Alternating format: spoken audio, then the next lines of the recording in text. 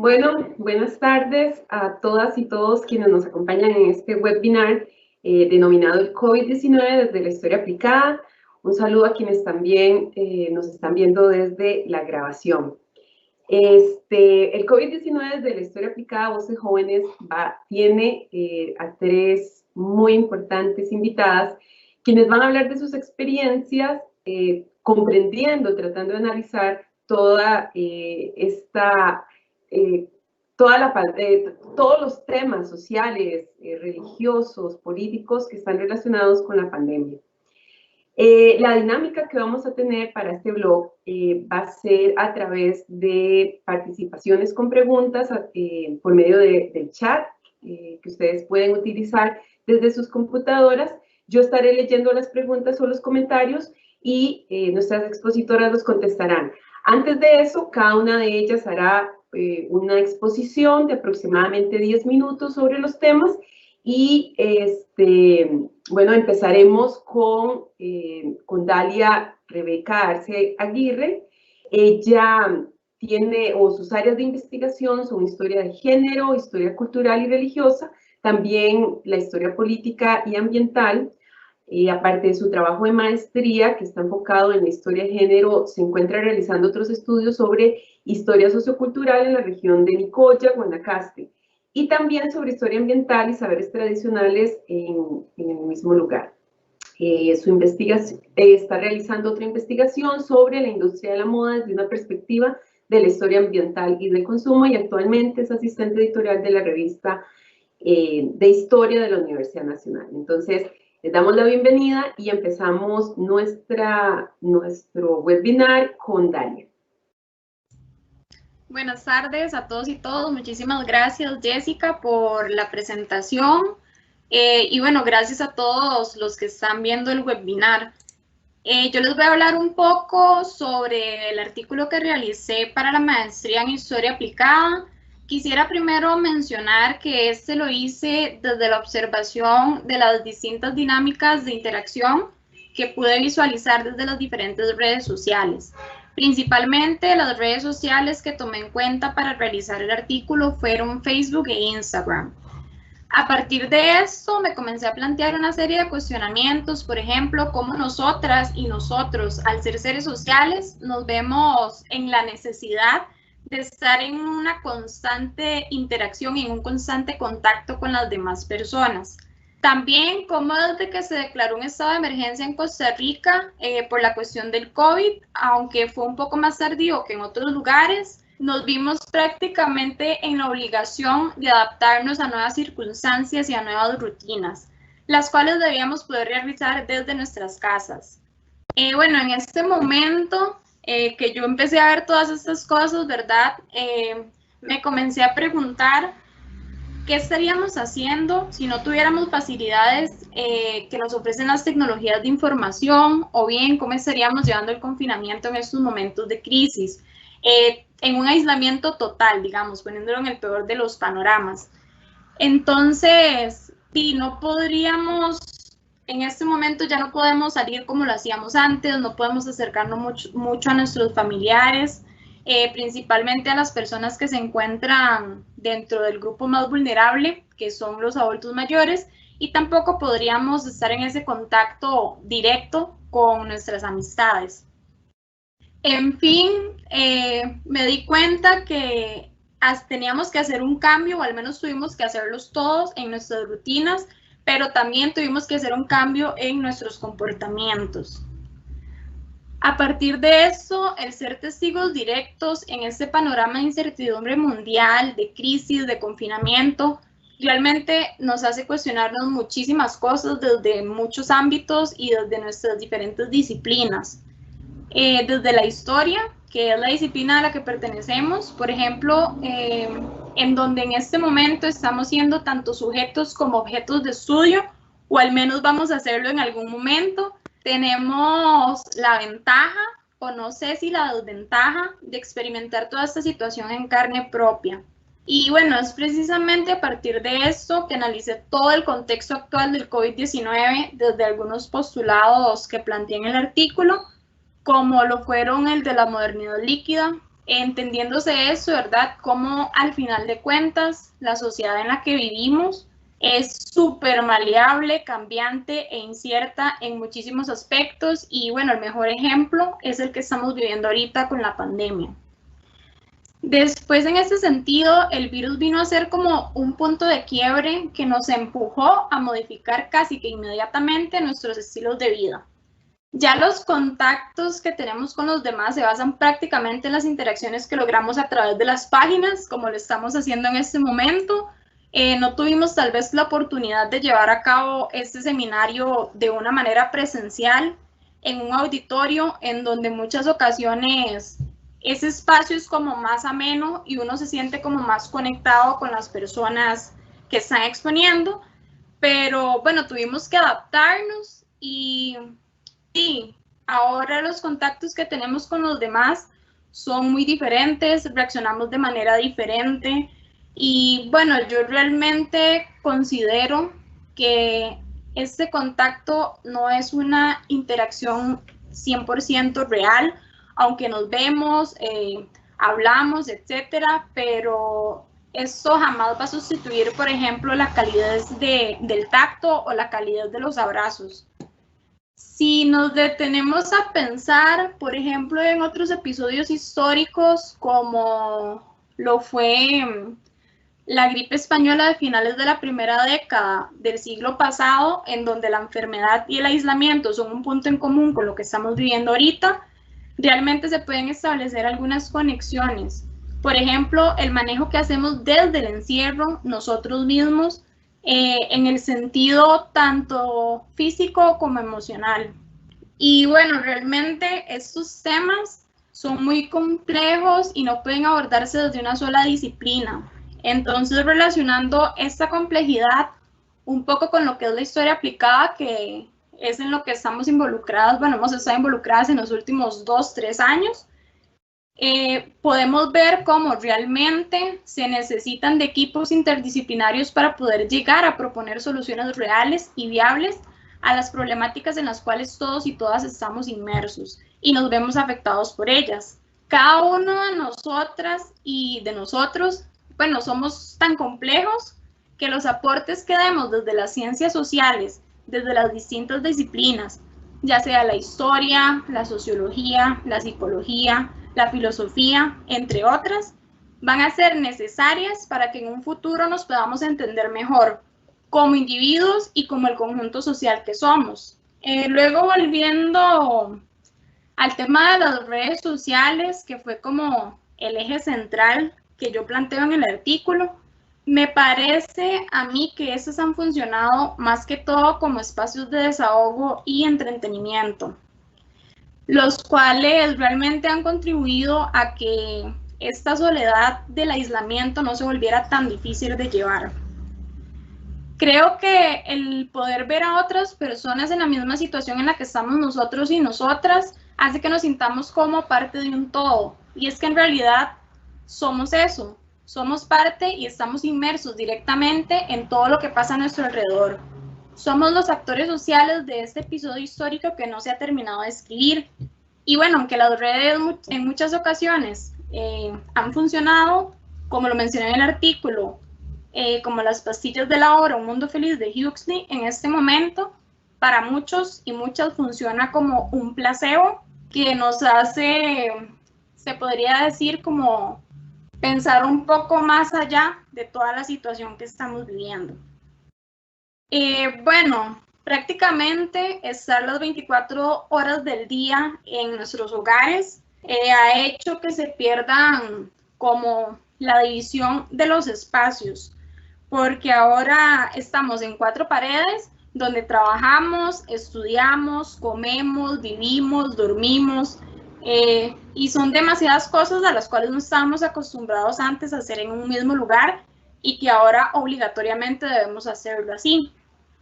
Bien que mal, nos hemos visto beneficiados y beneficiadas de las redes sociales porque desde mantener el contacto con nuestros seres queridos, aunque sea a la distancia, hasta continuar trabajando o estudiando o buscando actividades recreativas, la virtualidad en este momento es algo de lo que realmente no podemos escapar.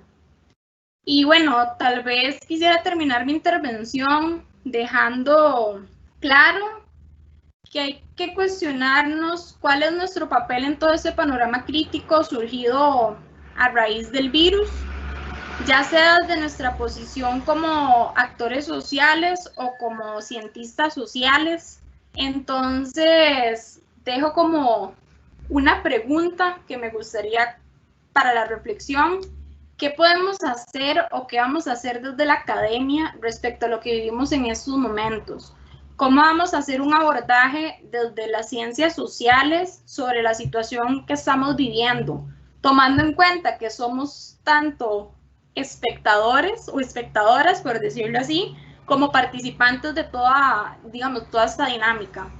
Y bueno, realmente no sabemos cuándo ni cómo va a terminar todo este caos que estamos viviendo, y pues no nos queda de otra que continuar viviendo en esta hiperrealidad de las cosas, absorbidos por los medios digitales, en donde las relaciones humanas ya no son las que acostumbrábamos a tener hace 3, 4 meses.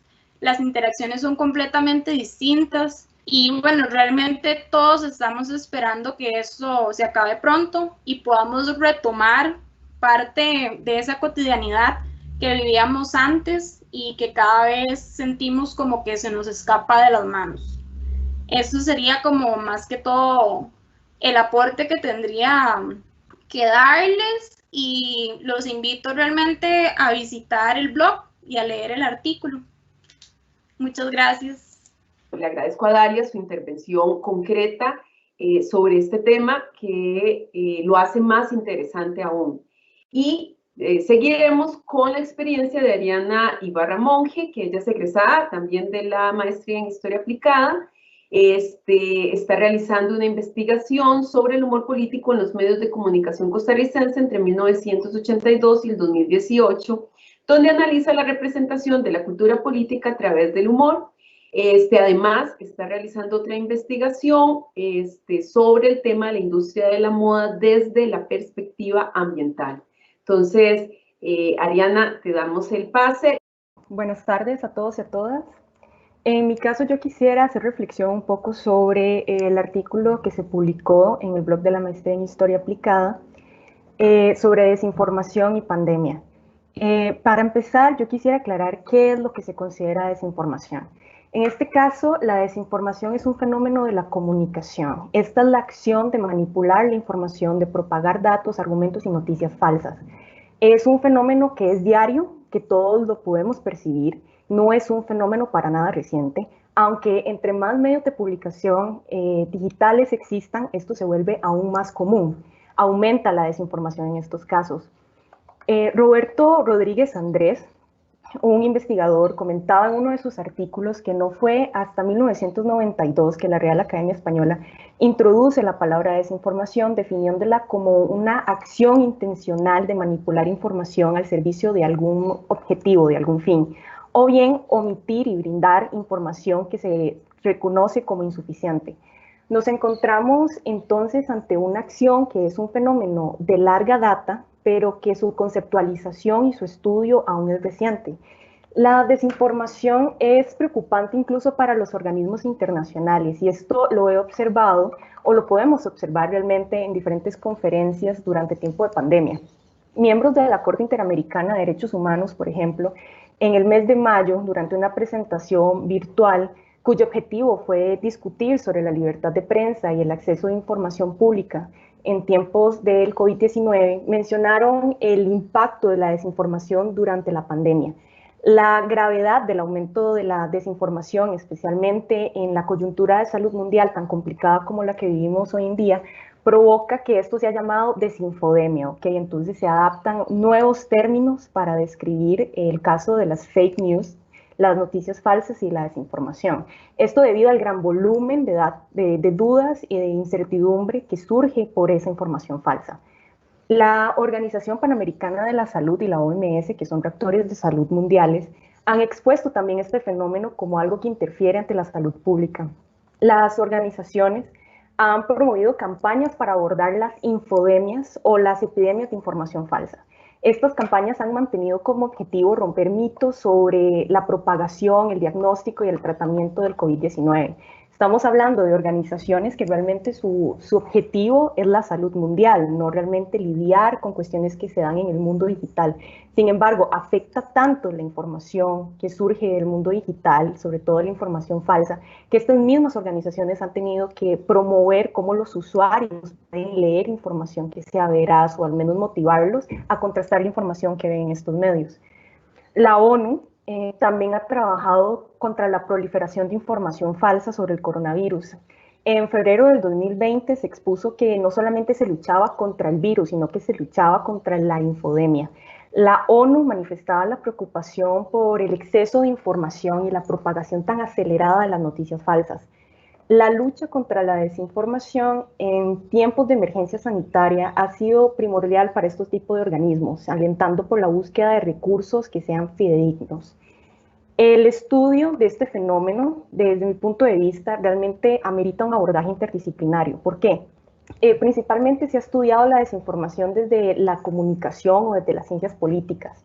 Sin embargo, la desinformación genera preocupación en todos los aspectos de la vida cotidiana.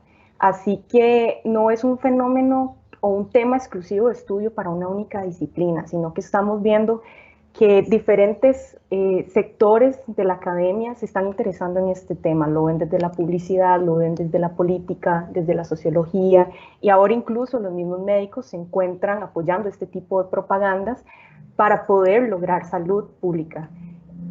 La desinformación entonces genera preocupación en todos los aspectos. En una coyuntura como la que vimos actualmente, que afecta a nivel mundial, es evidente que afecta en todo ámbito de nuestra vida.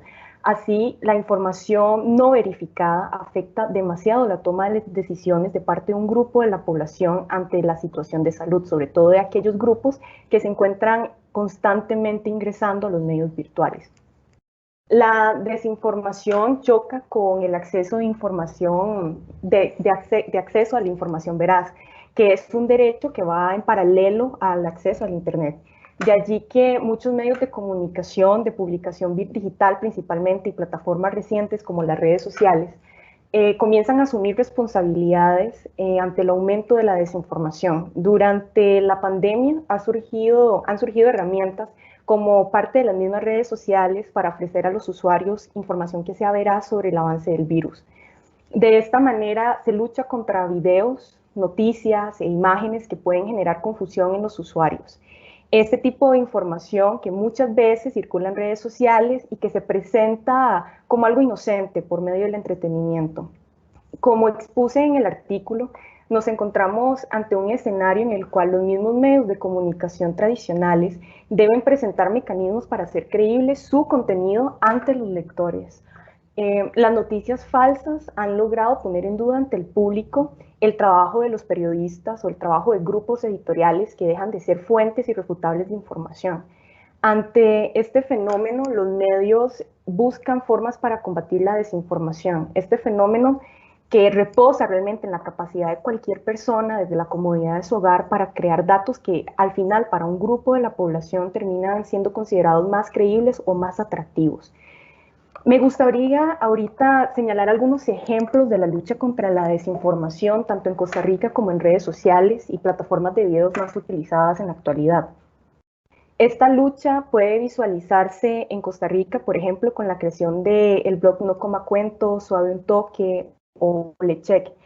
Estos funcionan como espacios para desmentir las noticias falsas y presentar la información correcta. Con esto quiero aclarar que no son espacios que hayan surgido debido a la pandemia, sino que ya son espacios en contra de la desinformación que incluso surgieron años atrás y que han estado trabajando incluso en contra de la desinformación de temas económicos o políticos. En cuanto a las redes sociales, debido a la expansión de la desinformación y también el avance del COVID-19, han estado presentes en diversas redes sociales y plataformas de video, especialmente como Instagram, YouTube o TikTok. Estos medios han logrado presentarle a los usuarios y desplegar opciones para acceder a información veraz sobre la pandemia. Así, desde este tipo de plataformas de entretenimiento es posible acceder a páginas que son oficiales de los ministerios de salud o de los rectores de salud de cada país. Un ejemplo de este tipo de acciones es TikTok, por ejemplo, es una una red social que es muy reciente, muy utilizada entre población joven, pero que contiene videos que son principalmente de carácter humorístico, entre los cuales el COVID ha surgido como una de las temáticas más abordadas. Debido al descuido que muchas veces tiene la misma población sobre lo que comparten en redes sociales, estos videos sobre la crisis sanitaria, ¿verdad?, han obligado a los creadores de la plataforma a mostrar información certera sobre la pandemia. Entonces han incorporado o desplegado una acción para que en conjunto con el video aparezca un mensaje de dónde poder acceder a información verdadera de los ministerios de salud de cada país. Esto como una forma en la que las plataformas están empezando a responsabilizar por el cuidado de la información que cada usuario puede acceder. Como para ir cerrando, me gustaría comentar un poco cómo desde la historia aplicada, desde mi punto de vista, puede analizarse este tema.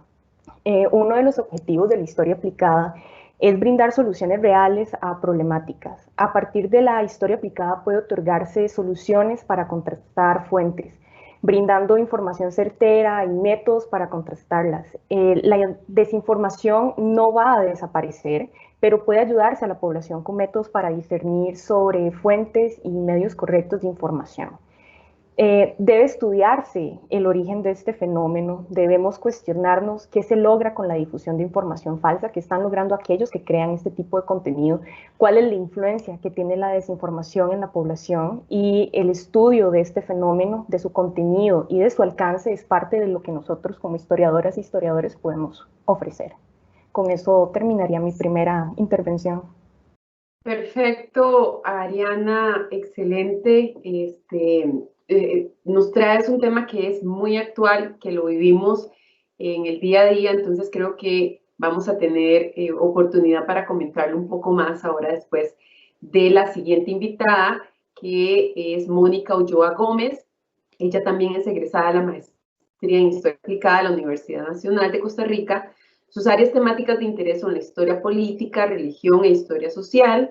Se encuentra desarrollando la tesis La participación evangélica en la política costarricense, el caso pentecostal y neopentecostal de 1980 al 2018. Desde el año 2018 trabaja como estudiante asistente graduada en consultorías y proyectos con el Instituto de Desarrollo Poblacional de la Universidad Nacional, el IDES. Entonces, sin más preámbulos, le damos el pase a Mónica.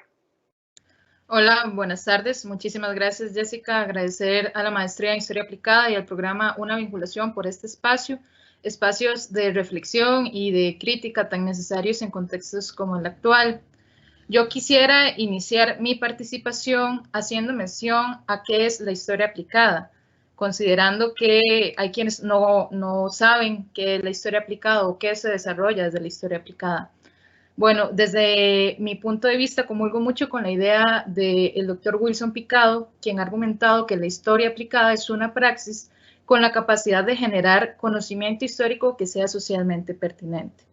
Eso demanda o se da la necesidad de acercarse a las problemáticas y necesidades de las sociedades actuales e implica el acercamiento a los actores sociales o a un objeto de estudio más actual.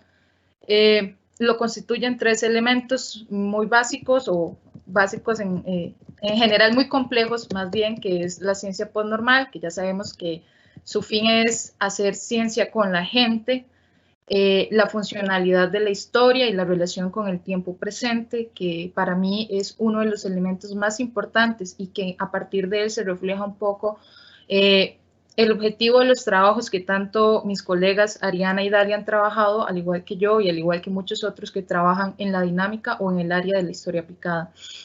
Y como tercer elemento, lo que son los sistemas complejos, ¿verdad? Que ya Rolando García los ha identificado como que una realidad no puede entenderse desde un solo hecho o fenómeno y que la suma de las partes de esa realidad deben de analizarse en conjunto, y no solamente desde un solo punto de vista, sino desde varias disciplinas. Entonces, en suma, uno de los elementos más importantes de ello es la interdisciplinariedad.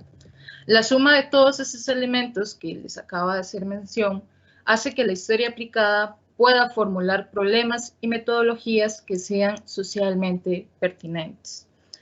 ¿Qué es la aplicabilidad de la historia? Que es otro de las grandes discusiones que quienes estamos dentro de la historia aplicada siempre hemos tenido presentes, y quienes no conocen de la historia aplicada también la consultan, es que la historia aplicada o la aplicabilidad de la historia no necesariamente tiene que ser en un contexto inmediato, puede ser a mediano o largo plazo y de distintas maneras o distintas metodologías.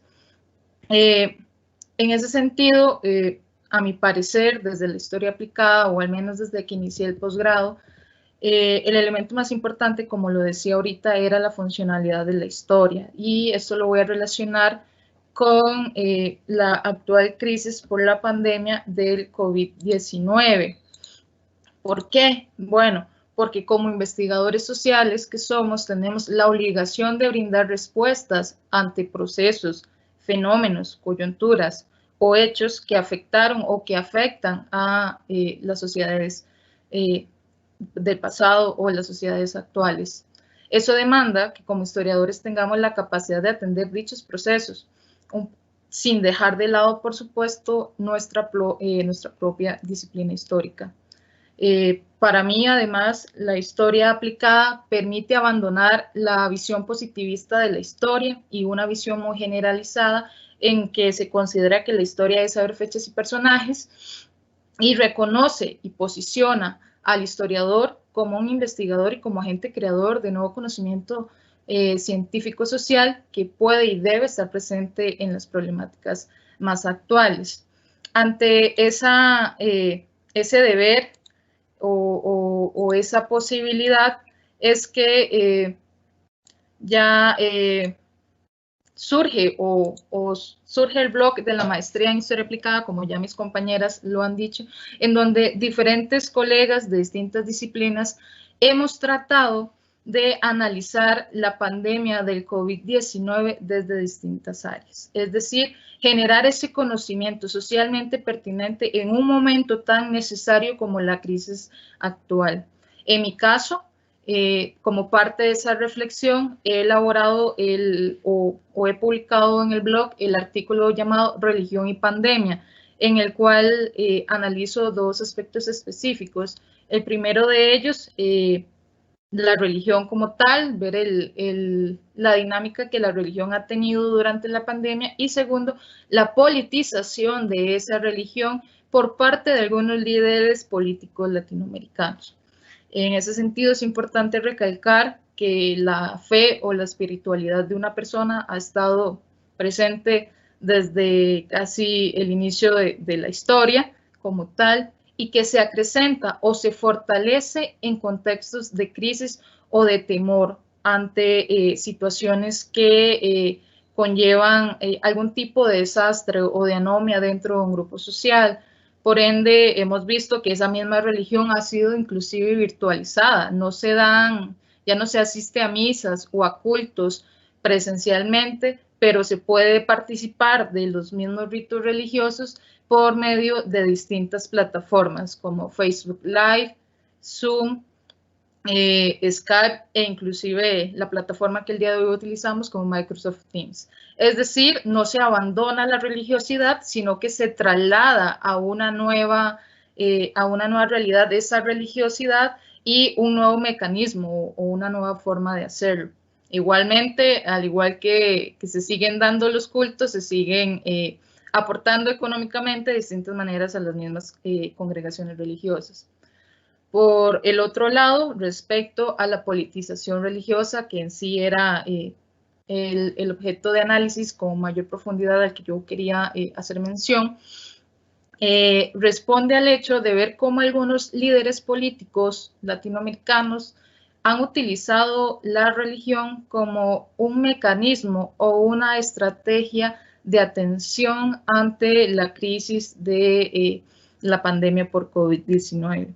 Ejemplo de ello es el caso mexicano con Manuel Andrés López Obrador, quien al inicio de la pandemia en una de sus conferencias nacionales salió con signos religiosos y diciendo una oración que básicamente lo que decía era: detente enemigo, que el Señor está conmigo, haciendo alusión que ese era su escudo ante el virus y el embate que posiblemente se podría tener. Para el caso costarricense. Ya sabemos lo que sucedió con los vuelos de la Fe y la Esperanza, que se realizaron 2 en distintas fechas, ambos fines de semana, cuya finalidad, según los líderes religiosos de la Iglesia Católica, era llevar fe y esperanza a sus feligreses. En una cuestión también que se entendía como quédese en su casa, respetando las medidas sanitarias implementadas por el Ministerio de Salud, que su fe llega hasta usted. Se dieron casos en donde inclusive la gente se subía a los techos de sus casas con el afán de ser un poco más visibilizados por el transporte que llevaba a la Virgen de los Ángeles, que ya de por sí es patrona de Costa Rica. Transporte que generó también muchos comentarios al respecto, porque se trasladó o se utilizaron recursos del Estado para hacer esa movilización. Entonces, ante dicha situación se presentaron dos grandes grupos, básicamente, ¿verdad? Quienes apoyaban fielmente el que se realizara el acto, un acto de fe, de devoción y de protección, en quienes consideraban que el manto de la Virgen de los Ángeles iba a proteger a Costa Rica ante los embates del virus SARS-CoV-2, y por el otro lado estaban quienes consideraban esto un acto completamente irracional y un derroche de recursos que evidentemente iban a ser necesarios en un contexto como el actual. Ambas posiciones pueden ser criticadas desde diferentes aristas, pero ello no implica que sean erradicadas o eliminadas. ¿Por qué? Porque finalmente hablamos de una cuestión muy subjetiva como la espiritualidad de una persona. No necesariamente alguien puede creer una deidad, pero puede creer en algún otro elemento, y eso sigue siendo fe o creencia en algo. Entonces, no habría que juzgar o tirarse hacia alguna de estas dos vías. Otro ejemplo de lo sucedido fue en Colombia con el presidente Iván Duque, igualmente en un acto solemne de juramentación política, hizo alusión o se abocó a la protección de la Virgen de Chiquinquirá, y además instó a los diferentes cultos religiosos o a las personas que formaran parte o profesaran distintos credos religiosos a seguir la misma línea de la oración para combatir el embate del COVID-19. Y bueno, finalmente, otro de los ejemplos más claros ha sido el caso brasileño con Jair Bolsonaro, su presidente, quien ha categorizado o ha hecho mención a que el virus no es más que una gripe, que el virus no es real. En algunos otros casos ha dicho que la cura al virus está en Brasil y que Dios es brasileño, haciendo alusión a que el embate en Brasil no iba a ser tan perjudicial, al menos hace 2 meses cuando expresaba estos sentires, pues ya todos sabemos la realidad que está viviendo Brasil en ese momento y la situación crítica que se encuentra en desarrollo. Además, algunos pastores evangélicos importantes dentro de toda la movilización evangélica que actualmente se mantiene en América Latina, Edir Macedo en Brasil ha argumentado que el virus o la pandemia no es más que una técnica o una táctica de Satanás para atacar a los hijos de Dios. Entonces ha instado a que todas las congregaciones religiosas sigan abiertas, que se haga caso omiso de algo que según él tampoco existe, porque finalmente la forma de atacar al virus es mediante la oración. Entonces, todas estas posiciones nos dejan ver cómo ha sido utilizado por algunos líderes. Ejemplo de ello fue AMLO, ¿verdad? En México, o sea, en una conferencia nacional. En Costa Rica el Estado también favoreció el que se llevaran a cabo este tipo de vuelos de la esperanza, que creo que es uno de los hechos más insólitos dentro del contexto internacional, ¿verdad?, respecto a la religiosidad, porque finalmente es uno de los pocos casos en donde se hace todo un movimiento, más allá de declaraciones políticas, para acompañar las medidas que ya se han utilizado. Hay quienes evidentemente sí les caló el discurso religioso y han respetado aún más las medidas implementadas por el Ministerio de Salud, al menos en el caso costarricense, a partir de todo ese despliegue y esos discursos llevados a cabo desde la religión oficial del Estado, que eso es otra de las cuestiones que hay que reconocer. En América Latina y en Costa Rica ha habido un incremento de movimientos evangélicos desde la década de 1980, con inclusive una participación política en los últimos años. Y bueno, el artículo, a partir precisamente de esa dinámica religiosa que se ha venido suscitando, reflexiona o insta la reflexión posterior a la crisis del COVID-19 hacia dónde o qué posicionamiento va a tener nuevamente la religión o las congregaciones religiosas en espacios sociales y políticos. ¿Cómo? ¿Por qué? Bueno, porque ya se les ha venido dando cierta apertura en algunos casos y evidentemente la crisis del COVID-19 representa, como algunos lo han mencionado, una nueva realidad, ¿verdad?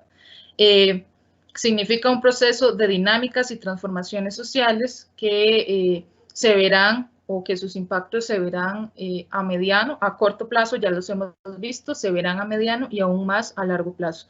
Entonces, es a partir de ahí que el artículo buscaba reflexionar un poco acerca de todos estos elementos desde la visión de la historia aplicada y los aportes que desde ellas podamos realizar, no solamente como historiadores, sino también como cientistas sociales en el plano propio de las ciencias sociales. Esa sería mi participación. Muchísimas gracias. Muchísimas gracias a vos, Mónica, por habernos hecho una exposición tan clara y con tantos ejemplos para profundizar más en cómo nuestra cotidianidad se ha hiperrealizado. Es que me encanta esa palabra que Dalia utilizó, porque hoy la misa, el culto, la clase, las reuniones en el trabajo, hasta las actividades sociales las hacemos con una computadora. Entonces, cómo este encierro nos ha cambiado ese modo de vida que traíamos y nos ha hecho pensar en ese modo de vida que lo dábamos por un hecho. Entonces, creo que podemos discutir un poco más y profundizar en estos cambios que se están dando. En el chat tenemos algunos comentarios y preguntas que yo creo que nos van a permitir reflexionar durante los próximos minutos este tema para profundizarlo. Sobre este cambio que hemos estado viviendo, que vino de manera muy abrupta, pero también vino de una manera casi que no nos creíamos. Veíamos lo que estaba sucediendo en Wuhan y lo veíamos tan lejano y jamás pensamos que iba a estar en nuestra cotidianidad, las calles vacías, el uso de mascarillas, caretas. Eso era como una realidad que no era para Centroamérica, para América Latina. Entonces, todos estos cambios nos han llevado a buscar nuevas formas, pues, de sobrevivir en esta cuarentena. Y uno de los comentarios que nos hacen en el chat dice: me siento muy identificada con lo expuesto hasta el momento. Soy docente y el teletrabajo indudablemente ha tenido su gran impacto tanto en las dinámicas sociales a lo macro como en las familias. Tal vez si nos ayudan nuestras tres exponentes comentándonos y profundizando un poco más la preocupación de esta docente, ¿verdad? Y de este tema que hoy por hoy nos está agobiando. Entonces, chicas, les doy la palabra. Empezamos con Dalia, luego vamos con Ariana y seguimos con Mónica para hacer 2 rondas más de preguntas. Bueno, gracias por el comentario. Al menos yo creo que en términos de educación, como nos estaban mencionando que ella se dedica como a la docencia, creo que realmente los y las docentes han sentido más la carga o la sobrecarga, digamos, de hacer este cambio en el sistema educativo. También hay que tener en cuenta que esto ha marcado más las desigualdades en las que están, ¿verdad?, todas las sociedades, porque en términos de educación nosotros realmente estamos como en una posición privilegiada por tener acceso a una red inalámbrica de internet, por tener una computadora portátil o un teléfono al donde podamos conectarnos, por poder trabajar desde la casa. Entonces realmente esta pandemia vino a acrecentar, digamos, la cuestión de las desigualdades, y no hay mejor ejemplo que la cuestión de la educación, ¿verdad? Entonces yo creo que sí ha sido un poco desgastante hacer todo desde la casa, porque primero estamos la mayor parte de las horas en un mismo lugar, que es frente a la computadora, en el escritorio, sentados, no sé, de 8 a 15 horas diarias haciendo los trabajos. Entonces realmente eso se ve como en un desgaste físico, y más que físico también en un desgaste mental, que creo que todos lo hemos experimentado en estos meses que hemos estado como en el aislamiento. Ariana. Listo. Bueno, respecto al comentario que hace la profesora, hay algo que siempre me ha gustado rescatar durante este tiempo de pandemia, y es que la virtualidad durante el tiempo del COVID nos ha mostrado tanto fortalezas que se venían desarrollando en cuanto al manejo de tecnologías de información, como debilidades. Me voy a enfocar un poquito en ambas. En cuanto a fortalezas, ya que, bueno, eso demuestra también que tenemos excelentes instituciones que nos han logrado establecer un buen Internet a nivel nacional. Puede haber una buena cobertura en comparación con otros países.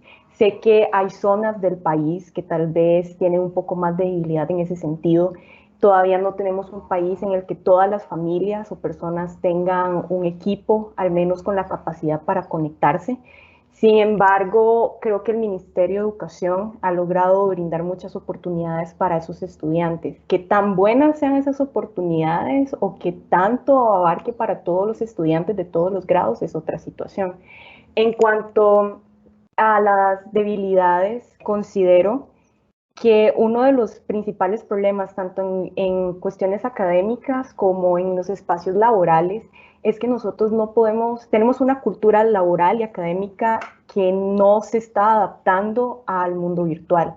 Eso quiere decir que el trabajo en oficina sigue siendo de 8 a 6, 7 de la noche, como si estuvieran trabajando dentro de la oficina. Las temáticas o la forma en las que se brindan las lecciones de manera virtual siguen abarcando de 4 o 5 horas, y creo que esas no es las formas en las que debe trabajarse propiamente en espacios virtuales, sino que junto con la virtualización tenemos que dinamizar un poco más cómo se brinda la información. Y creo que para cualquier profesor, ya sea de kinder, escuela, colegio o universidad, para cualquier trabajador, la virtualidad con métodos de trabajo y una visión que no es para lo virtual termina siendo sumamente desgastante. Así que a cómo se adaptan a nuevas tecnologías hay que adaptar la manera de trabajar con ellas. Ese sería mi comentario. Muchas gracias, Mónica. Bueno, retomando un poco lo dicho por Dalia y por Ariana, agradecerle también a Alejandra Solano por su comentario. Indudablemente la pandemia nos ha supuesto una realidad con tintes y matices muy heterogéneos y desiguales entre sí eternamente. Hace algún tiempo, hace un año posiblemente, había quienes consideraban que el mundo estaba listo para una dimensión o una ida hacia una virtualización en masa, como algunos ya habían planteado, pero evidentemente la realidad es que no. Y esa realidad se ve a nivel internacional, a nivel regional, entre los distintos países, y lo vemos aún más directamente dentro del territorio costarricense. Esas desigualdades, como lo decía Ariana, propicia que no todos tengan el mismo acceso, y quienes tienen el acceso, la posibilidad de trabajar o estudiar mediante distintas plataformas virtuales, ha supuesto una recarga de tareas bastante importante en muchos de los casos, por distintas razones. Antes usted trabajaba de 8 a 5 en horario de oficina, salía de su oficina y aún así tenía tiempo para trasladarse a su casa o hacer algún otro tipo de actividades.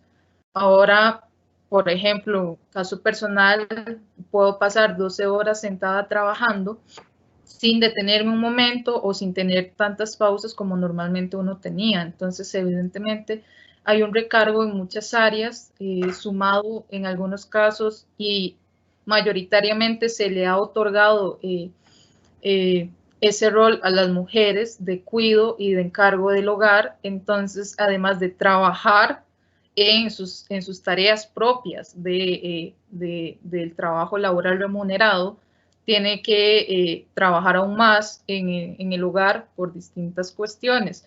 Evidentemente, eso genera un peso mucho mayor hacia todo lado. Posiblemente al inicio de la pandemia, quienes estamos un poco acostumbrados a trabajar bajo la virtualidad, no veíamos un peso sustancial por la costumbre que teníamos respecto a esto, y porque creo que en la mente de bastante gente estaba el hecho que creían que esto iba a pasar rápido, que no iba a ser un proceso largo. Estamos a 4 meses de iniciada la emergencia en Costa Rica y evidentemente ya hay gente que también eso lo está saturando en muchos sentidos, el no tener contacto, como lo mencionaba Dalia al inicio, ¿verdad? Eso también para algunos supone una realidad muy crítica por la costumbre que tenían. Entonces, creo que lo que mencionaba Alejandra en el comentario se posiciona, creo que en todas las distintas áreas que uno podría imaginar, porque tarde o temprano ese peso salta a la luz, se ve y comienza a generar también, a traer consecuencias en distintos planos, en el laboral, en la salud mental, en el plano físico, en el emocional, etcétera. Esa sería mi participación, Jessica. Ok, perfecto, muchísimas gracias. Seguimos teniendo una muy buena participación y bastantes preguntas que las exposiciones de ustedes han desatado. Entonces, este segundo bloque o este primer bloque de preguntas va a ser individualizado. Hay una pregunta para cada una de ustedes. Vamos a empezar con Ariana. La pregunta es, ¿el fenómeno de la desinformación es novedoso en este momento? ¿Qué ha cambiado respecto a otras coyunturas históricas? Ariana, te doy la palabra. Claro. La desinformación, pues, desde el punto de vista académico, se está convirtiendo en un nuevo tema de investigación. Todavía es un poco incipiente las investigaciones, la teoría al respecto. Sin embargo, va ganando terreno en diferentes disciplinas. Lo que ha cambiado es la coyuntura en la que ya de por sí nos encontramos, ¿ok? Existe desinformación siempre, siempre hay desinformación. En el caso de Costa Rica, no sé de dónde nos hicieron la pregunta, pero en el caso de Costa Rica, yo mencionaba algunas de las páginas que acá se han creado. Entre esas mencionaba No Come Cuento, que es la que quería mencionar ahorita. No Come Cuento es del periódico La Nación, y La Nación lo creó para el periodo electoral presidencial el último periodo electoral presidencial que tuvimos, 2017-2018. Porque había un gran aumento de desinformación, tanto en redes sociales como en medios de comunicación. Sin embargo, eso lo vemos de nuevo ahorita con la pandemia. Entonces, una reflexión, no sé si compartida por otras personas que estudian la desinformación, pero al menos desde mi punto de vista, es que ante momentos de crisis, ya sean políticas, económicas, sociales o de salud como la que vimos hoy en día, es que se dispara la desinformación. ¿Cuáles son los objetivos de esa desinformación? Es algo que quedaría por estudiar. Sin embargo, sabemos que el impacto ha sido grave, tanto que estas organizaciones que he venido mencionando han tomado la batuta para controlar la desinformación y ayudar a las personas a enfocarse en la información que sea más veraz. Eso sería. Perfecto, Ariana, muchísimas gracias por tu respuesta. La siguiente pregunta se la vamos a plantear a Mónica por el tema, y es, ¿cuál ha sido la posición del Papa sobre los procesos de aislamiento? Creo que ha tenido una presencia sorpresivamente disminuida en esta pandemia. Mónica, te doy la palabra. Perfecto, Jessica, muchísimas gracias. Desde una visión personal comparto mucho el comentario de esta persona. Creo que la Iglesia Católica, o bueno, bajo la figura del Papa como máximo líder de la Iglesia Católica, ha estado muy disminuida ante un panorama tan importante como el actual. ¿Cuáles han sido las posiciones? Bueno, mantener oración, oraciones muy significativas, que ahorita no recuerdo el nombre de una de ellas que se hizo creo que en Semana Santa, que es una oración de bendición al mundo entero y utilizada normalmente en contextos de crisis. Y esa ha sido básicamente la tónica, ¿cierto? Hacer oraciones, misas, evidentemente solo el Vaticano pues se encuentra cumpliendo básicamente las mismas normas que cualquier otro centro o cualquier otro edificio, entonces sigue esa tónica. Sí considero que ha sido muy poco lo que se ha difundido desde el sector religioso en cuanto a posicionamientos oficiales o en cuanto a alguna otra dinámica que se pudo haber esperado. Creo que, al menos para mí, eso es algo positivo en el sentido, hace algunas semanas en otro conversatorio yo hablaba sobre los estadios de acción de la religión y que había que diferenciarse. Posiblemente, o al menos desde mi posición como investigadora, me alegraría el hecho que esa misma posición que tienen actualmente sea por una posición de que saben cuál es su estadio de acción en el plano espiritual, en el colectivo de personas que profesan una misma fe.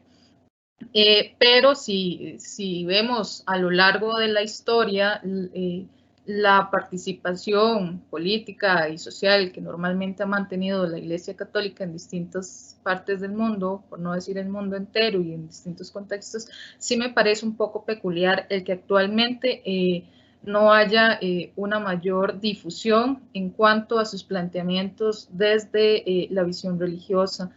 Entonces eso sí es algo que sería interesante analizar más adelante, y además contrastarla con visiones o discursos de también otras iglesias o algunos otros movimientos evangélicos, ¿verdad? Que podrían tener contrastes y similitudes entre ellos.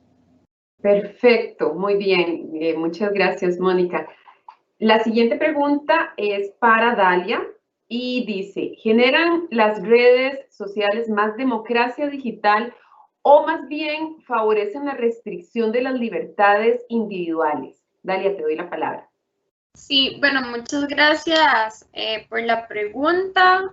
En términos de redes sociales, sí podemos ver como esta democracia, digamos, digital, porque cada usuario es el encargado de producir, publicar su propio contenido. Entonces, a partir de ahí ya hay una apertura para que cada quien, dependiendo de sus ideologías, posiciones, etcétera, realmente tome en cuenta qué publicar y qué no.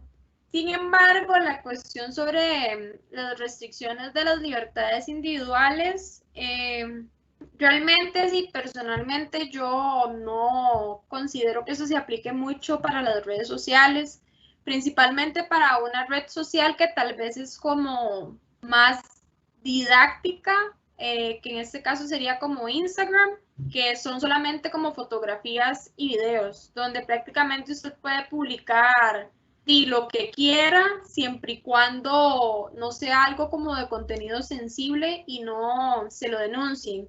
El problema sí con las redes sociales es que tenemos que tener mucho cuidado, y eso lo ligo a lo que estaba comentando Ariana, de saber qué tipo de información consumimos nosotros y nosotras, al menos en este ámbito tan delicado, que realmente tenemos que estar bien informados sobre qué hacer, cuándo hacerlo y cómo hacerlo en términos, ¿verdad?, de salud. Entonces hay que ser sumamente cuidadosos con las redes que seguimos, con el tipo de contenido incluso que nosotros mismos compartimos, realmente verificar que sea como real, porque si no estaríamos cayendo y seríamos parte de eso de desinformación que nos comentaba Ariana. Sí creo que las redes sociales, como lo mencioné, han sido un salvavidas, digamos, muchas veces en todo este panorama de sobrecarga laboral y sobrecarga mental. ¿Por qué? Porque he podido ver cómo se hacen actividades, por ejemplo, clases en línea de yoga, de ejercicios, de cocina, de educación. Entonces todo esto nos sirve a nosotros como para experimentar y probar cosas diferentes que tal vez antes de la pandemia no hubiéramos tenido como el tiempo o el recurso para llevarlas a cabo. Entonces, en ese sentido, es como el que yo veo que las redes han como aportado un poco más a todo este panorama, ¿verdad?, que estamos viviendo. Perfecto, muchísimas gracias, Dalia, por tu respuesta. Vamos a hacer dos bloques más generales. Son preguntas, pues sí, generales, pero que además abarcan otros temas de los que estamos aquí discutiendo y me parece muy válido porque son las preocupaciones que surgen a partir de lo que ustedes, nuestras expositoras, han planteado. Entonces, este siguiente bloque les voy a pedir a cada una de las expositoras su opinión y en el siguiente también vamos a hacer una opinión general para cerrar nuestro webinar. Las dos preguntas están relacionadas y tienen que ver con la educación. Una dice, con respecto a la educación, ¿ha bajado la calidad de la educación costarricense tanto en los colegios y escuelas como en los centros de enseñanza superior? Y la segunda, ¿cuál es el panorama de la educación a nivel centroamericano? Entonces, en esta parte, comentarios generales sobre lo que ustedes consideren pertinente compartirnos. Vamos a empezar con Mónica. Ok, perfecto. Sobre la primera pregunta respecto a nivel de la calidad de la educación costarricense, creo que desde una posición académica e investigativamente responsable, no podríamos decir o argumentar en este momento que la educación ha bajado su calidad. ¿Por qué? Porque esos índices o esas variables ameritan todo un proceso investigativo para determinarla. Sí creo, desde mi posición, que se ha visto afectada la calidad, precisamente por las desigualdades que ya mencionaba anteriormente. No todos los estudiantes, tanto de primaria, secundaria e inclusive educación superior, tienen las mismas herramientas y facilidades para poder estar en un proceso de educación virtual. Eso evidentemente supondrá o traerá consecuencias bastante importantes.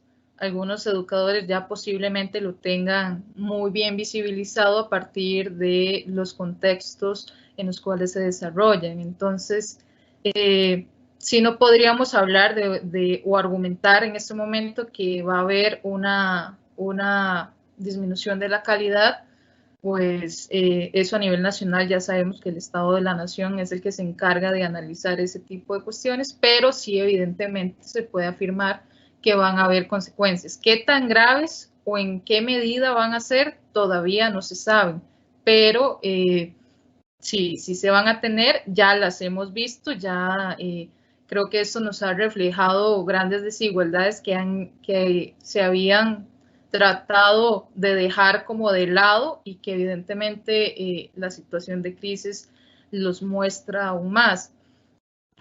Después, con respecto a nivel regional, supongo que centroamericano, creo que eso forma parte de un discurso históricamente construido, ¿verdad?, en el que se ha buscado posicionar muchas veces a Costa Rica por encima de los países centroamericanos o en el discurso en que se dice que Costa Rica tiene algunas mejores dimensiones y proyecciones que algunos otros países.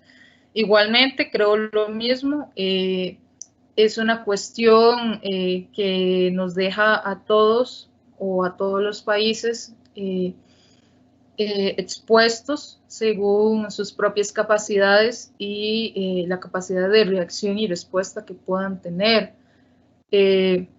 Habría que ver nuevamente, y recalco eso, habría que ver qué sucede con los análisis de dinámicas, tendencias porcentuales que salgan de esto, qué tanto ha variado la educación a nivel centroamericano, en qué se posiciona cada país, ¿verdad? ¿Cómo será esa nueva transformación de la educación y en muchas otras áreas? Entonces sí creo que tendremos que ser cuidadosos en cuanto a eso, aceptar en ambos estadios, en el estadio nacional y en un plano más macro a nivel regional, que hay ya consecuencias, muchas argumentadas hacia la desigualdad social, no todos tienen la misma capacidad o el mismo acceso, y evidentemente eso va a generar un retroceso posiblemente a nivel de educación en cuanto a materia que se asigna cada año. Creo que Jessica tiene una visión más general de eso por su profesión académica, ¿verdad? Y podría argumentarlo técnicamente mejor que yo, pero que sí las hay, ¿cierto? Y evidentemente eso será bastante importante, pero creo que es importante tener en cuenta eso. Ahorita no podemos, tenemos que ser muy precavidos en cuanto a lo que se diga. Evidentemente hay panoramas que ya se están viendo y que ya se esperan tener, pero que es mejor ir con cautela hacia dónde vamos. Y esa sería básicamente mi participación respecto a la educación. Muchísimas gracias, Mónica, por tu comentario. Escuchamos ahora a Dalia. Bueno, creo que con esta pregunta sobre la calidad de educación costarricense, no podría tal vez como dar una respuesta, porque como lo mencionaba Mónica, habría que hacer, ¿verdad?, una investigación profunda previa. Al menos lo que puedo comentar al respecto es que desde el ámbito estructural del sistema educativo costarricense, realmente todo esto que se abogaba, ¿verdad? Se quería alcanzar una virtualidad en los diferentes centros educativos, realmente nos tomó por sorpresa. Entonces creo que a nivel nacional, hablando en términos de Costa Rica, la pandemia prácticamente obligó al sistema a reestructurarse prácticamente en su totalidad. Y bueno, aquí también habría que tomar en cuenta, por ejemplo, la capacitación de los docentes. O sea, como esto en este momento es como un reto muy grande, porque muchos docentes no se manejan bien, digamos, en los ámbitos o entornos virtuales. Desde primaria, kinder, secundaria, incluso hasta en la universidad, todos hemos presentado ese tipo de retos, ¿verdad? Porque no son herramientas a las que estemos acostumbrados o acostumbradas. Sí se han hecho los esfuerzos para no pausar del todo el curso lectivo, digámoslo así, pero también está este problema, vuelvo a mencionarlo porque creo que es importante mencionarlo, de la cuestión de las brechas y el acceso que tienen los diferentes grupos de la población, porque no es lo mismo las escuelas de acá, del Valle Central, que por ejemplo muchas escuelas de zonas rurales, que tal vez el internet ni siquiera llega tan estable ahí para que puedan recibir clases virtuales. Entonces eso también son cosas que debemos ver. Habría que esperar un poco a ver qué balances se van a hacer desde el Ministerio de Educación Pública, desde la investigación de los sistemas universitarios, desde el estado de la educación y el estado de la nación, tal vez de acá a principios del próximo año, para tener una proyección cómo nosotros nos adaptamos, digamos, a esta nueva forma de aprendizaje, a estas nuevas formas de enseñanza, desde el cuerpo docente hasta nosotros que somos como las personas que estamos aprendiendo, ¿verdad? Los estudiantes. Entonces, creo que la calidad es algo que necesita visualizarse o analizarse más allá de esta situación de crisis de pandemia que estamos viviendo. O sea, realmente tiene que pensarse y analizarse dejando de lado esto de la pandemia y tal vez en retrospectiva, no sé, a los últimos 10 años, qué ha pasado con la calidad de educación en Costa Rica. Entonces creo que eso sería como el balance que valdría la pena hacer como en un largo plazo y no centrarse únicamente en esta situación coyuntural que estamos viviendo. Perfecto, Dalia. Muchísimas gracias. Ahora escuchamos a Ariana con su intervención. Muchas gracias.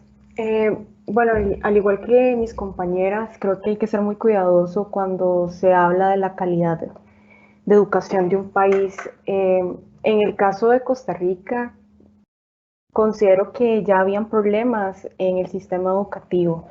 En este caso, creo que cuestiones de recursos e infraestructura en zonas más alejadas al área metropolitana o incluso en zonas de menor recursos económicos en las zonas urbanas, pueden ser espacios en donde tal vez los estudiantes se encuentren con mayor dificultad para seguir su curso lectivo. Sin embargo, creo que el Ministerio de Educación ha intentado, como dijo Dalia, continuar con el curso lectivo para no afectar tanto a los estudiantes. Ahora, ¿qué tanto se encuentra el apoyo de los familiares a los menores de edad para acceder a las tareas, por ejemplo, a los proyectos que se les asignan, o si tienen computadoras, un buen acceso a Internet? Es algo que tendría que evaluarse luego.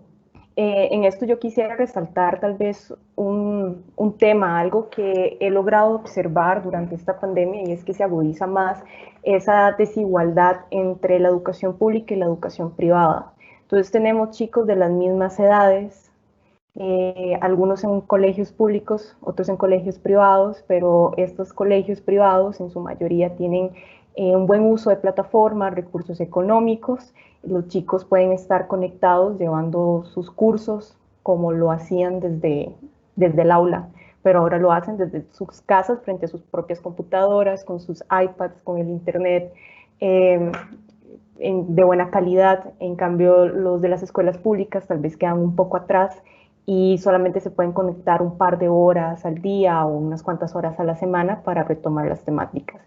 Creo que sin duda el desarrollo de la educación durante el tiempo de la pandemia creo que es algo que amerita ser analizado con mayor profundidad, y de lo que hoy en este momento no me atrevo a decir si ha sido peor o mejor, pero creo que sí amerita reflexionarse y que es una pregunta muy válida la que nos están realizando.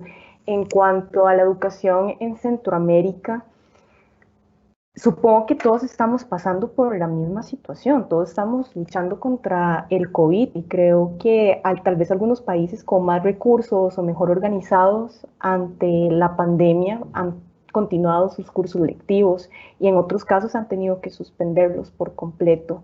Y creo que en ese tema sí debemos reflexionar un poquito más desde las ciencias sociales y esperar el resultado cuando la pandemia termine, si la organización desde los ministerios de educación de cada país fueron suficientes o no. Creo que ese sería mi comentario.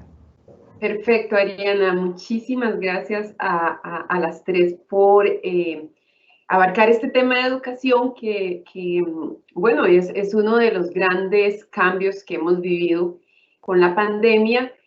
Próximamente habrá un webinar sobre este tema de educación desde la maestría en Historia Aplicada, para que estén atentos y atentas a la actividad y poder profundizar un poco más. Vamos a cerrar ya este blog de preguntas para ir también cerrando nuestro webinar con tres inquietudes bastante diversas, pero que al fin y al cabo son parte de toda esta incertidumbre que hoy día vivimos. Entonces le voy a pedir a nuestras tres panelistas que cada una participe y conteste en bloque estas tres preguntas.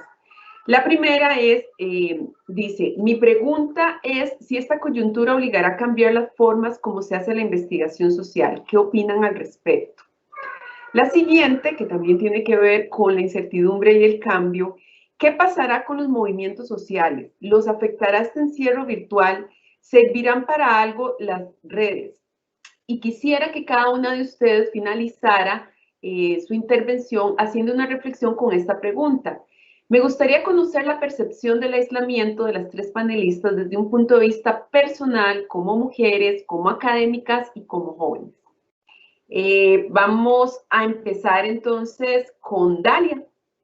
Sí, bueno, sobre la cuestión de cómo vamos a abordar esto desde las ciencias sociales, yo creo que desde, como lo mencioné, desde las diferentes disciplinas, podríamos hacer tal vez un diálogo entre cada una de nosotras, porque realmente es un tema muy complejo.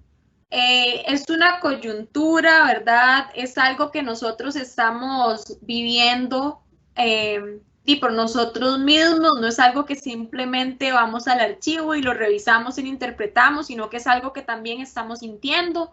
Entonces creo que en este punto la cuestión objetiva y subjetiva hay que abordarlas con mucho cuidado. Creo que más que todo las formas metodológicas en cómo vamos a hacerlo, porque hay muchísimo contenido visual, muchísimo contenido sonoro que podemos aprovechar, digamos, como fuentes para futuras investigaciones. Tenemos la dicha de poder conversar frente a frente, ¿verdad?, con las diferentes personas que se han visto afectadas por la crisis, llámese nosotros, llámese en académicos, llámese en docentes, llámese en trabajadores, campesinos, migrantes, etcétera, ¿verdad? Los diferentes como grupos sociales, y creo que eso realmente va a favorecernos para comprender las consecuencias que tuvo esta pandemia en términos sociales. Porque al menos desde las ciencias naturales sí se están abordando, ¿verdad?, como más en este momento, pero luego nos toca a nosotros y nosotras, luego viene nuestro compromiso del aporte desde nuestras disciplinas sobre lo que vivimos. Entonces creo que por esa parte sí sería como bueno que las disciplinas como que se unieran para que el análisis sea como más rico, sea más profundo, se puedan ver diferentes aristas. Respecto a la segunda pregunta, no sé si me la puede repetir, que se me fue. Claro, yo te la repito. La segunda pregunta es, ¿qué pasará con los movimientos sociales? ¿Los afectará este encierro virtual? ¿Servirán para algo las redes? Ok, sobre los movimientos sociales, creo que las redes en este momento en que estamos inmersos en la virtualidad realmente funcionan como un grupo de presión. Entonces, dependiendo del uso que se le haga, dependiendo de los argumentos que tengamos, las redes sociales realmente pueden funcionar, tal vez no en la misma magnitud, por ejemplo, que las huelgas, pero realmente sí son como este punto de presión que dice, ok, demandamos estas cosas, necesitamos estas cosas, denunciamos esto, lo otro. Entonces creo que al menos las redes sociales funcionan como un campo para visibilizar este descontento social que se está generando, ¿verdad?, desde diferentes ámbitos. Por ejemplo, recientemente acá en Costa Rica las cuestiones de las empresas de la zona norte, ¿verdad?, que me imagino que todos tenemos como conocimiento de esto. Y bueno, lo más reciente que es la discusión en torno a la cuestión del FES de las universidades públicas. Entonces nosotros como ciudadanos que somos parte de una democracia, digamos, al menos tenemos la libertad de hacer uso de las redes sociales para demandar, para solicitar a los diferentes gobiernos que nos den cuenta sobre lo que están haciendo, por qué lo están haciendo, bajo qué parámetros lo hacen. Entonces creo que las redes sociales vienen a funcionar paralelamente con la cuestión de los movimientos sociales, porque ambas permiten esa visibilización del descontento. Y bueno, la última pregunta, que es como más cómo hemos llevado el aislamiento de manera personal, digamos, como mujeres, como investigadoras, como jóvenes. Bueno, eso es algo que yo he hablado mucho con mis compañeras, con Ariana y con Mónica, que realmente al principio lo primero que pensamos fue, ok, estamos en proceso de tesis, no podemos ir a los archivos, están cerrados, eso que implica que nos atrasamos, digamos, en nuestro quehacer investigativo, pero bueno, ok, pensemos el mejor de los casos y busquemos otras formas. Tuvimos la ventaja que hay muchos recursos digitales que pueden ser consultados para investigación y bueno, pues ahí fuimos como matizando un poco la situación. Luego, en términos de mujeres, tal vez se podría decir un comentario ya muy personal. Antes de la pandemia, a nivel nacional estaba ocurriendo una serie de secuestros y violaciones hacia las mujeres costarricenses. Realmente eso a mí me generó como mucha ansiedad, mucha rabia, mucho coraje, mucha tristeza. ¿Qué pasó en el momento del aislamiento? Lo que yo pensé fue, ok, estoy en la casa encerrada, y por lo menos no me estoy arriesgando a salir y que me monten en una buseta y no aparezca. Entonces, en términos tal vez como de la situación, condición como mujeres, eso fue como lo primero que se me vino a la mente. Después, por otro lado, leyendo, ¿verdad? Y escuchando reflexiones, aunque no existe un dato concreto sobre el aumento de la violencia doméstica a nivel nacional, digamos, como un número, una cifra exacta.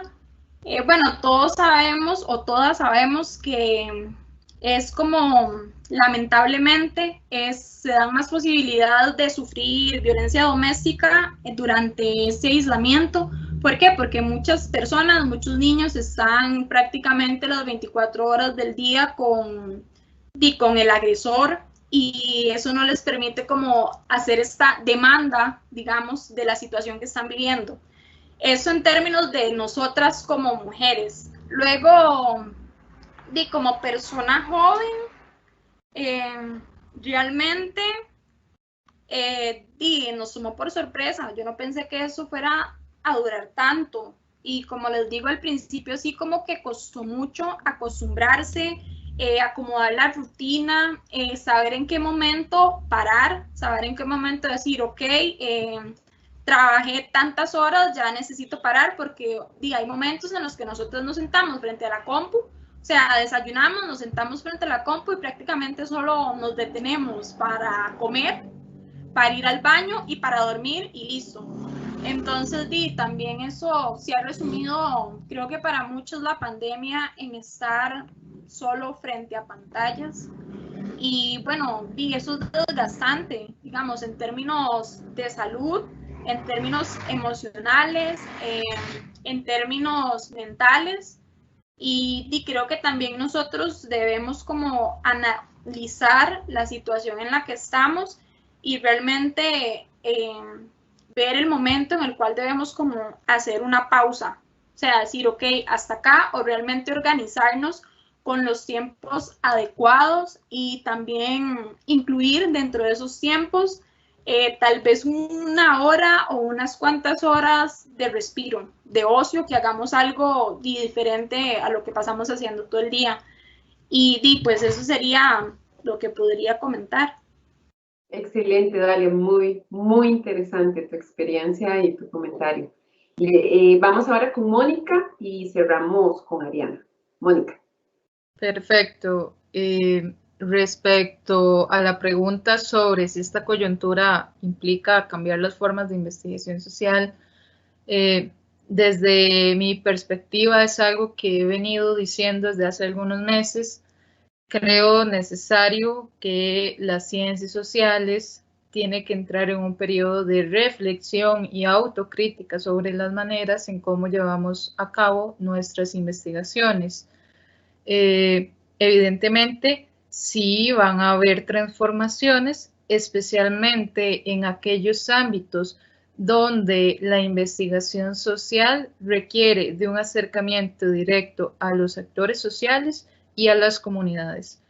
Por ejemplo, en la Universidad Nacional se tienen muchos proyectos de extensión que demandan trabajo en equipo con comunidades, con distintos grupos, y evidentemente esta situación nos supone hacer transformaciones en esa línea y en la línea de investigación en general, porque esta realidad nos ha mostrado muchas dimensiones que posiblemente antes habían sido un poco descuidadas o no se habían analizado, profundizado lo suficiente, y que esto nos muestra la necesidad de reconvertir o redireccionar dicha investigación hacia esos elementos. Entonces, sí, evidentemente las ciencias sociales deben de entrar en ese proceso de transformación, de reflexión y de autocrítica de cómo se realiza a cabo la investigación social desde las distintas disciplinas propiamente que la conforman. Después, con respecto a los movimientos sociales y si se verán afectados por este encierro virtual, creo, y en eso comparto la visión de Dalia, los movimientos sociales no desde ahora, sino desde algunos años, unos 2 o 3 años posiblemente, han aumentado su participación y movilización en redes sociales. ¿Qué es lo que se ve afectado en este contexto? Bueno, lo que se ve afectado es la imposibilidad de hacer luchas en calles o en espacios públicos como normalmente se está acostumbrado a ver las luchas o movimientos sociales, no solamente en el país, sino pues a nivel internacional. Entonces creo que esa es la afectación que han tenido. Por lo demás, creo que siguen manteniendo una dinámica bastante interesante de crecimiento hacia distintas problemáticas o temáticas sociales. Por ende, esa sería mi aportación al respecto. Después, tomando en cuenta la última consulta sobre la percepción del aislamiento a partir de esta situación, al menos en mi caso, estoy acostumbrada a trabajar desde mi casa, asistiendo a la oficina 1 o 2 veces a la semana. Entonces no me ha demandado un cambio sustancial. Por el resto de días sigo trabajando normalmente en mi tesis, que es en lo que dedico pues la gran parte de mi tiempo restante. Entonces yo no he sentido un cambio sustancial en eso, al menos en el hecho de salir y compartir con otras personas. Ya quienes me conocen sabrán el tipo de persona que soy. Sí, en algún determinado momento me ha supuesto una carga de estrés o de ansiedad bastante grande, porque a pesar de que salía 1 o 2 veces a la semana, salía y veía otras cosas distintas y pues el terreno en donde se ubica la casa de uno y lo que normalmente uno ve en su espacio más personal e interior. Como investigadora, obviamente sí me ha afectado, Dalia también lo comentaba, la imposibilidad de visitar archivos, no solamente para la tesis, sino para los demás proyectos en los cuales se trabaja, que demandan la visita y el análisis de la documentación física en archivos como el Archivo Nacional o la Biblioteca Nacional. Entonces, ahí sí han habido transformaciones para poder continuar trabajando. Y la otra cuestión es o ha sido el establecer calendarios de hasta dónde puedo llegar con las fuentes y los materiales que tengo. Entonces eso también pues supone una carga de tensión.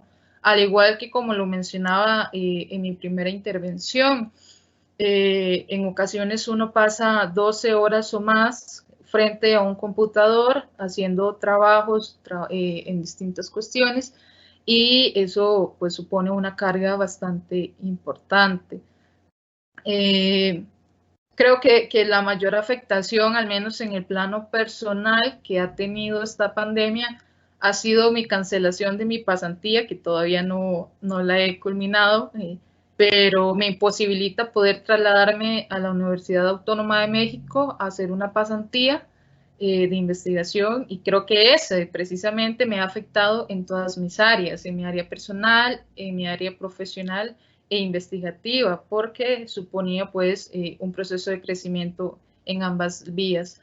Por lo demás, trato de mantener una rutina que me permita también alejarme un poco de toda esta virtualidad en la que nos hemos visto o en la que nos han sumergido obligatoriamente. Y creo que esa es una de una buena herramienta para todos, y creo que muchos la han seguido, de hacer otro tipo de actividades que normalmente tal vez no nos daba chance de realizarlo, no nos daba tiempo de hacerlo por las distintas actividades que nos demandaban estarnos trasladando a distintos lugares, que bueno, ese tiempo se puede aprovechar en otras cosas.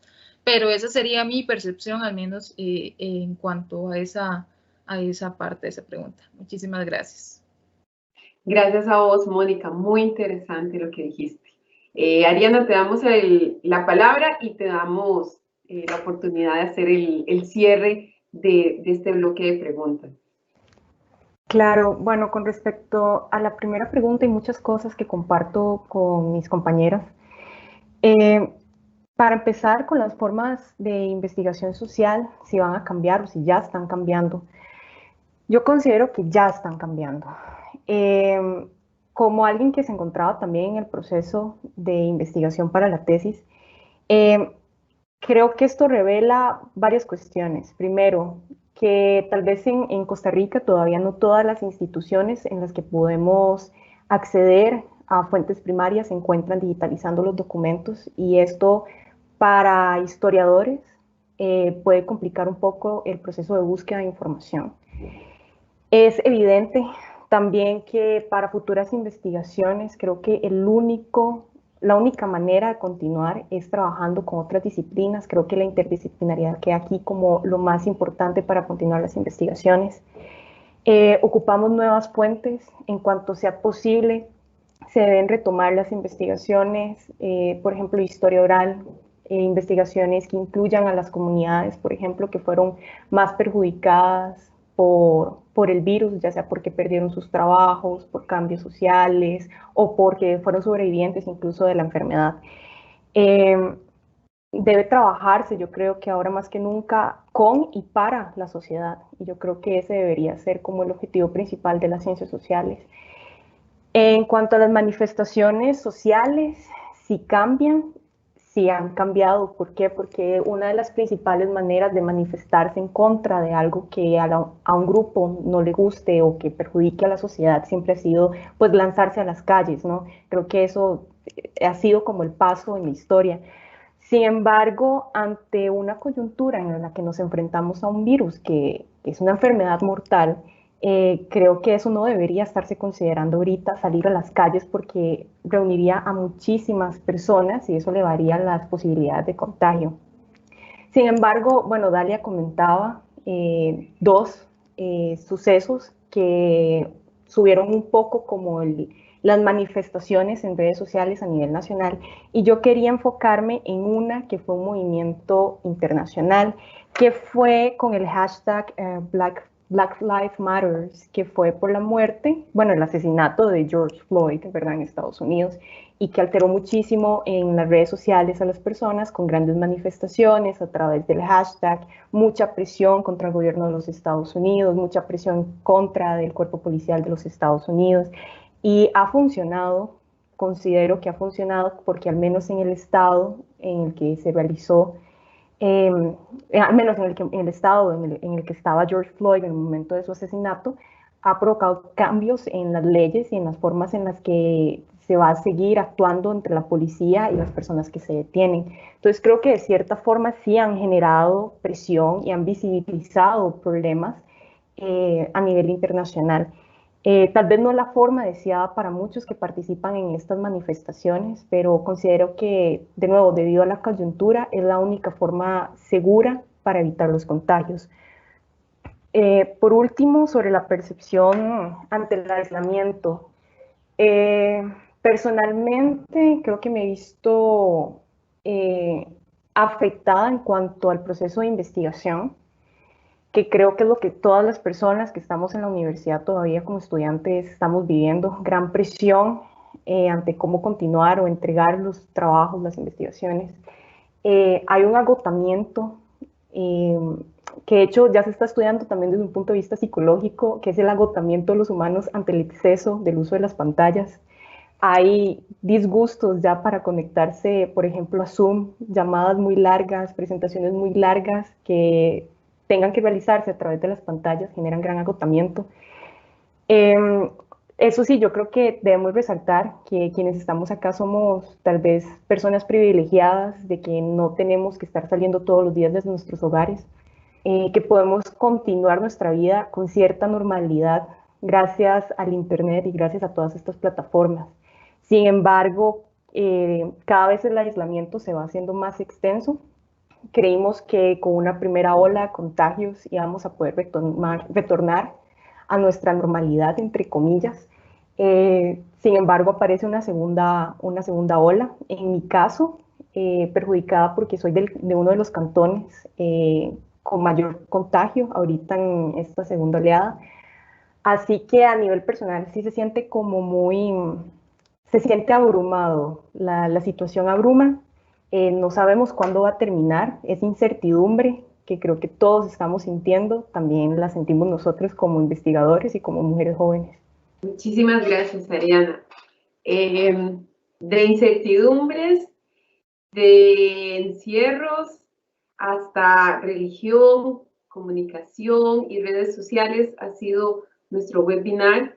Creo que nuestras expertas de este panel nos han dejado muy en claro cuáles son las principales ideas y cómo podemos entendernos en esta pandemia hoy. Y quizá estos webinars y toda esta dinámica de las redes sociales que quedará ahí sean las próximas fuentes historiográficas para tratar de entender una coyuntura que hoy por hoy necesitamos que se acabe por una cuestión de humanidad, porque necesitamos el abrazo, porque necesitamos el contacto. Difícilmente volveremos al modo de vida que teníamos antes de la pandemia, pero necesitamos empezar a construir y a tener una sociedad que nos, o más bien una realidad que sea vivible, porque ya la casa pareciera que empieza a ser insostenible para todos y todas. Y además, la pandemia nos ha puesto la realidad social, económica, nos la ha puesto en nuestros celulares, desde WhatsApp, desde redes sociales, desde la información de periódicos digitales. Estamos viendo que hay muchísimas personas que no tienen el privilegio que hoy tenemos nosotras y nosotros, y que pues también necesitamos construir una sociedad para que ellos y ellos entren en las mejores condiciones. Entonces, deseo agradecerles a todas y todos quienes han estado acompañándonos en este webinar, quienes participaron con sus comentarios y sus preguntas. Ahora en el chat interno hablábamos que qué lujo de preguntas muy interesantes, pero también debo agregar qué lujo de expertas. Hoy por hoy me siento muy complacida de estar en un espacio compartido entre expertas, con chicas que hoy nos dan su visión de la pandemia, su análisis, y que además es un análisis bastante crítico y bastante propositivo. Y hoy por hoy eso es lo que necesitamos escuchar de la juventud. Ocupamos ese hilo de esperanza. Entonces, voy a darle la palabra 30 segundos a nuestras expositoras para que se despidan y con esto cerramos la transmisión. Muchísimas gracias a quienes nos acompañaron y a quienes también nos han visto por la grabación. Que estén muy bien. Mónica. Muchísimas gracias, Jessica. Muchísimas gracias nuevamente a la maestría en Historia Aplicada, a Una Vinculación, a mis compañeras panelistas, a usted, Jessica, y por supuesto que a todos quienes nos están viendo o nos vieron tanto en esta transmisión en vivo como en las distintas transmisiones posteriormente, invitarlos e instarlos a la reflexión crítica sobre toda esta situación que nos demanda la pandemia del COVID-19 y además extenderles la invitación a los diferentes eventos que desde la maestría se estarán proyectando. Muchísimas gracias y que tengan una linda tarde. Ariana. Bueno, primero agradecer el espacio que la Universidad Nacional nos está brindando para discutir sobre nuestros temas. Desde mi parte, espero que puedan visitar el blog de la maestría para que puedan leer no solamente los artículos de nosotros tres, sino el resto de artículos que se están publicando 2 veces a la semana. También quisiera motivar a todas las personas que les llama la atención el tema de la desinformación. Es un tema que continúa trabajándose, es algo que apenas está empezando y hay muchos organismos, muchas instituciones que están discutiendo este tema. Los motivo a que estén pendientes de ese tipo de charlas donde se está reflexionando sobre este tema y sobre todo los motivo como usuarios de redes sociales, como usuarios de internet, que tengan mucho cuidado con lo que leen, con lo que comparten, con lo que escuchan, y que aprendan, por favor, a contrastar la información para no ser víctimas de la desinformación. Con eso me despido. Muchas gracias y pasen excelente tarde. Gracias. Dalia. Bueno, muchísimas gracias primero por este espacio. Gracias a todas las personas que se conectaron para escucharnos. Muchísimas gracias por las preguntas y los comentarios que nos hicieron. También agradecer a la Maestría en Historia Aplicada por la iniciativa, ¿verdad?, de abrir estos espacios. Y simplemente quisiera tal vez como decirles que ninguno está a salvo, ¿verdad?, de la virtualidad. Debemos realmente analizar cómo sobrellevamos toda esta carga, ya sea académica, laboral, personal, emocional, y realmente hacerlo de una forma crítica, tanto para afuera, digamos, como hacia nosotros. Entonces, eso sería lo que tendría que aportar. Igual los invito a revisar el blog de la Maestría en Historia Aplicada. Hay artículos muy diversos y muy interesantes y que vale la pena realmente revisar y profundizar en esos temas. Muchísimas gracias a todos y todas. Muy bien, entonces con esto nos despedimos y la página de la Maestría en Historia Aplicada es historiaaplicada.org para que ingresen y puedan ver todo el detalle del blog y de los otros elementos de la página. Entonces, muchísimas gracias y muchos abrazos de bienestar y salud para todos y todas.